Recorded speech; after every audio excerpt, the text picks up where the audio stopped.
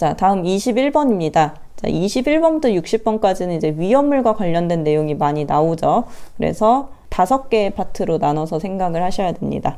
일단 위험물이 연소하는 거, 연소, 그리고 불이 났을 때, 연소했을 때 불을 끄는 소화, 위험물의 뭐 종류라든지 특징에 대한 것들, 제조소 등, 그리고 그 외에 해당하는 위험물 안전관리 법령, 요 5가지 분야로 생각을 하게 되면, 자, 21번 같은 경우는 소화전, 불을 끌 때 쓰는 장비이기 때문에 소화 파트에 해당하는 옥내 소화전 문제입니다.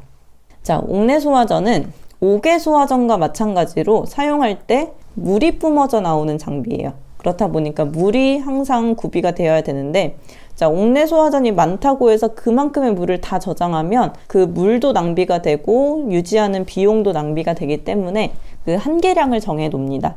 자, 옥내 소화전이 최대 5개가 있다면 7.8 세제곱미터를 곱한 만큼을 유지하면 되고요.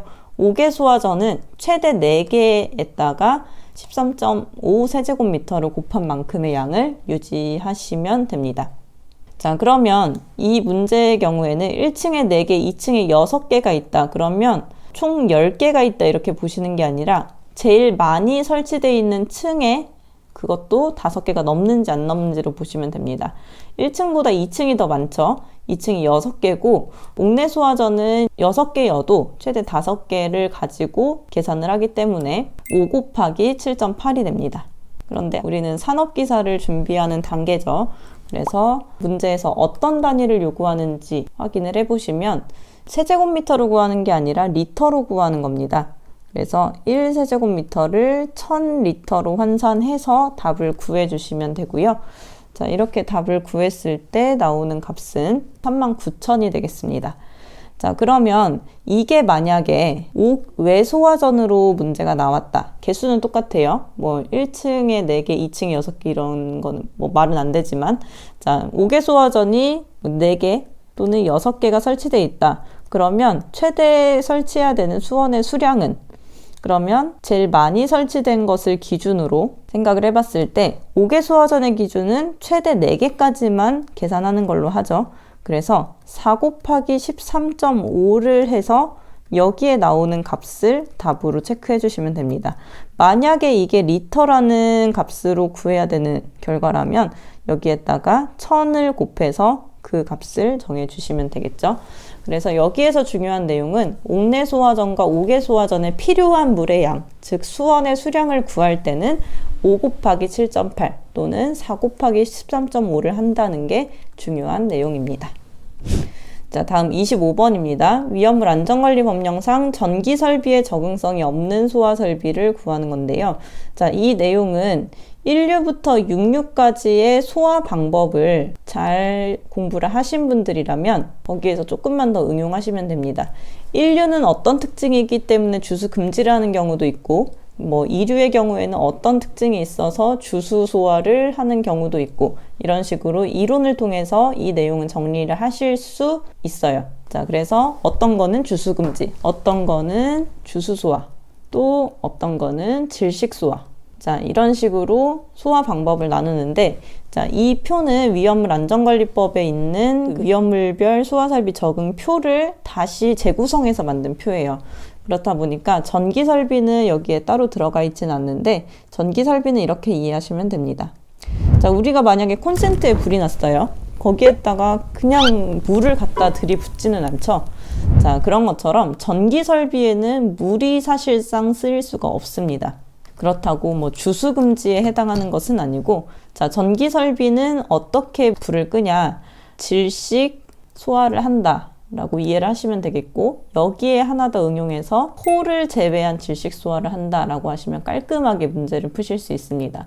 자, 1류에서 6류까지 뭐 주수 금지, 주수 소화, 질식 소화 이런 거 할 때 질식 소화는 뭐가 필요하다고 우리가 암기를 했냐면, 질식 소화는 기본이 되는 CO2, 그리고 CO2를 만들어낼 수 있는 분말, 포, 그리고 물의 경우에는 물 분무, 무상, 그리고 질식 소화는 아니지만 억제 소화이지만 질식 소화에 항상 같이 갈 수 있는 할로겐, 이런 것들이 있다고 우리가 외웠었죠. 그러면 전기 설비에는 뭐만 빼고 다 가능하다? 포만 빼고 다 가능하다라고 보시면 됩니다. 자, 그럼 문제 한번 확인해 볼까요? 포소화 설비는 전기 설비의 경우 질식 소화에서 포 빼고 다 된다고 했죠.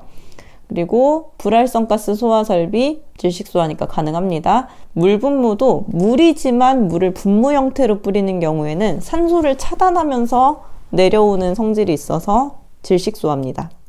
한론 소화 설비는 억제 소화이지만 질식 소화할 때 같이 사용할 수 있습니다. 그래서 적응성이 없는 것은 전기 설비는 질식 소화 중에 포가 안 된다라고 정리하시면 되겠고, 자, 이 내용도 1류부터 6류까지의 소화 방법에 더불어서 쉽게 푸실 수 있는 문제니까 중요한 문제라고 보시면 됩니다. 자, 28번입니다. 저는 이 문제가 이제 별표 하나 정도라고 생각을 하는데요. 여러분이 위험물을 잘 이해하고 있는지 분별할 수 있는 문제는 아니라고 생각이 듭니다. 자, 왜냐하면 소화약제 제조할 때 사용되는 성분이 아닌 것 이렇게 볼 때 여러분이 헷갈릴 수 있는 부분이 1번하고 4번이 있어요. 자, 소화약제라고 했을 때 불을 끊을 때 사용하는 것들 있죠. 자, 그런데 1번, 4번 제외하고 2번부터 보면요. 탄산칼륨 어디서 많이 떠올리실 수 있냐면 강화액입니다. 자, 물이 겨울철에 어는 우려가 있기 때문에 겨울철에 물 소화기를 쓰기 위해서 눈 올 때 기를 녹이는 것 같이 물을 안 얼게끔 만들도록 탄산칼륨을 쓴다. 많이 나왔던 내용이죠. 그리고 자, 인산 이수소암모늄은 NH4, 이것을 의미합니다. 바로 3종 분말 소화약제죠.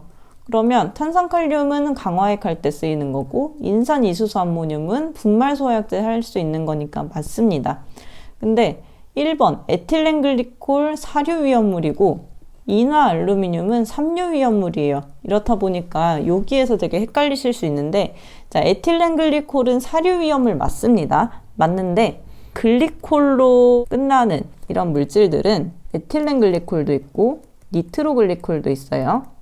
자, 위험물이기는 하지만 이 글리콜이라는 성분이 부동제의 역할을 합니다. 즉 얼지 않게 만들어주는 강화액 소화약제 만들 때 물에다가 탄산칼륨 뿌리는 것처럼 어떤 물질을 얼지 않게 만드는 데 사용하는 대표적인 화학물질입니다. 그래서 이런 소화약제에 대한 내용을 볼 때는 글리콜 들어가는 에틸렌글리콜이나 니트로글리콜이 위험물이다라고 생각하시는 게 아니라 부동제로 사용된다, 탄산칼륨과 같은 역할이다, 이렇게 이해를 하시면 되겠습니다. 그래서 답은 4번이 됩니다. 자, 32번입니다. 이 문제는 일반화학의 성격이고요. 근데 CBT 문제는 1번부터 60번까지 전체 문제를 섞어서 과목별로 균등하게 나오긴 하지만 이런 식으로 20번을 벗어나서도 일반화학 문제가 나올 수 있어요. 자, 이것을 한번 풀어보자면 열 전달에 대한 내용이고요. 열이 전달되는 방식이 우리가 추우면 히터를 틀기도 하고 보일러를 틀기도 하고 그렇죠. 자, 열이 전달되는 방식은 세 가지가 있습니다. 전도, 대류, 복사. 자, 전도는 냄비에 라면물을 올렸을 때 냄비 손잡이가 뜨거워지는 금속의 열전도를 의미하는 거고요. 대류는 에어컨이나 히터를 바람으로 나오는 걸 틀었을 때 이 바람을 통해서 열이 전달되는 거. 복사는 우리가 아침이 되면 해가 뜨면서 점점 기온이 오르죠. 태양이 저 우주에서부터 이렇게 열을 보내주는 거, 또는 그 선풍기 같이 생겼지만 난방이 되는 거 있죠. 전기난로. 그런 것들이 복사에 해당합니다. 자, 이 중에서 이 열 복사 에너지가 어떻게 열량이 계산되느냐, 이 문제인데요. 여기서 이제 복사 에너지를 구하는 공식은 열을 뜻하는 Q에다가 이거는 3을 뒤집어 쓴 것 같은 입실론이라는 글자고요. AT 4제곱 이렇게 했습니다. 자, 입실론은 열복사 상수를 얘기하고요. 슈테판 볼츠만 법칙인데, 자, 여기에 나오는 상수고요. A는 면적. 면적당 절대 온도의 4제곱만큼의 열량을 전달한다. 이런 법칙입니다. 그러면 어떤 경우에는 T1의 4제곱만큼의 열량을 가지고, 자, 두 번째 경우에는 입실론 2, A2, T2의 4제곱의 열량을 가진다. 자, 그러면 300도씨일 때가 Q1이고요. 360도씨일 때가 Q2래요. 이 두 개의 몇 배의 열인지 Q1과 Q2를 비교하래요. 그럼 기준이 Q1이 되는 거고요. 비교하는 값이 Q2가 되는 겁니다. 마치 지정수량의 배수를 구하는 것처럼 지정수량이 몇인데 그거의 몇 배이냐 구하는 것처럼 Q1을 중심으로 Q2가 몇인지를 이렇게 비교해 주시면 됩니다. 자, Q1을 구할 때 공식은 E1, A1, T1의 4제곱이죠. Q2는 E2, A2, T2의 4제곱입니다. 자, 근데 이게 같은 상황에서 비교를 하는 거기 때문에 이 입실론 상수값과 면적은 동일하다고 가정을 하고 이 절대온도의 값만 비교를 해주시면 되고요. 이 절대온도도 아까 보일-샤를의 법칙에서 했던 거랑 마찬가지로 절대온도이기 때문에 도씨를 그냥 대입하는 게 아니고 273을 해서 그러니까 300에다가 273을 더한 만큼의 4제곱 그리고 360에다가 273을 더한 만큼의 4제곱을 해야 정확한 값이 계산이 됩니다. 그래서 이런 불꽃의 표면 온도가 몇 도씨일 때 열 복사 에너지가 몇인가 이런 문제를 구하실 때는 식은 이렇게 되고요. Q는 입실론 AT 4제곱이 되고 이 T를 구할 때는 절대 온도를 해야 된다. 이 점에 유의를 하셔서 계산하시면 1.489가 나와서 자, 답은 1.49배인 1번이 답이 되겠습니다. 34번입니다. 다음 위험물을 보관하는 창고에 화재가 발생했다. 물을 사용하면 위험성이 증가하는 것은 자, 물을 사용하면 안 되는 즉 주수 금지인 경우가 있죠. 자, 주수 금지는 1류의 알칼리 금속의 과산화물인 경우 왜 안 될까요? 산소 나오니까 안 됩니다. 2류의 경우에는 철마분이 안 돼요. 왜냐하면은 이 물질들은 금속이기 때문에 수소를 발생해서 안 됩니다. 자, 3류의 경우에는 300kg인 삼금수 인탄 뿐만 아니라 황린을 뺀 나머지 전부 다 각각의 가연성 가스를 발생하기 때문에 물을 사용할 수가 없습니다. 황린을 제외한 모든 3류 위험물은. 그래서 여기에 해당하는 것을 고르면 되는 문제겠죠. 자, 1번은 질산암모늄 1류인데 알칼리 금속의 과산화물에 들어가나요? 과산화물이 아닙니다. 과산화로 시작하지가 않죠. 그렇기 때문에 물이 사용 가능한 질산염료입니다. 과산화가 아니기 때문에 물 쓸 수 있는 거고 과산화면 산소가 나오기 때문에 물 쓰면 안 됩니다. 탄화칼슘은 3류입니다. 3류는 황린 빼고 다 물 안 된다고 말씀드렸죠. 자, 그 중에서도 탄화칼슘 분자식은 CaC2고요. 자, 물하고 나왔을 때 C2H2 아세틸렌을 발생시키기 때문에 안 됩니다. 과염수산 나트륨은 1류고요. 1류의 과산화가 아니기 때문에 물이 가능하죠. 과염소산 염류이므로 주수 가능입니다. 4번은 셀룰로이드, 오류 위험물이고 오류 위험물은 주수 소화 가능하기 때문에 물을 사용해도 괜찮습니다. 자, 이런 식으로 각각의 위험물마다 품명, 지정수량, 위험 등급 이런 게 자연스럽게 떠오르셔야 실수하지 않고 이런 문제를 잘 맞추고 안정적으로 과락 없이 합격을 하실 수 있습니다.